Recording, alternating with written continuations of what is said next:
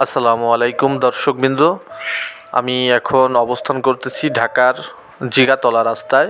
তো আপনারা দেখতে পাচ্ছেন যে আমার সামনে যে রাস্তাটি এইটি কিন্তু সম্পূর্ণ তলিয়ে গিয়েছে। তো প্রচণ্ড আপনারা জানেন সকলেই যে এই 2-3 দিন যাবৎ প্রচণ্ড বৃষ্টির কারণে, অতিরিক্ত ভারী বৃষ্টির কারণে এই সমস্যাগুলো বিভিন্ন জায়গায় হচ্ছে।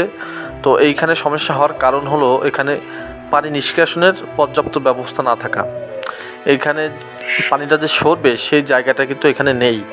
তো এখানে আমি দায়িত্বশীলদের দৃষ্টি আকর্ষণ করছি যেন এরকম সমস্যার জায়গাগুলো দ্রুত সমাধান করে, নাহলে এখানে সাধারণ মানুষের যাতায়াতের খুব বিঘ্ন ঘটতেছে।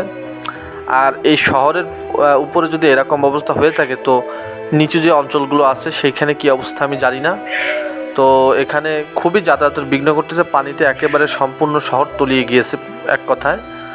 তো ভিডিওটি ভালো লাগলে লাইক, কমেন্ট এবং সাবস্ক্রাইব করে পাশে থাকবেন।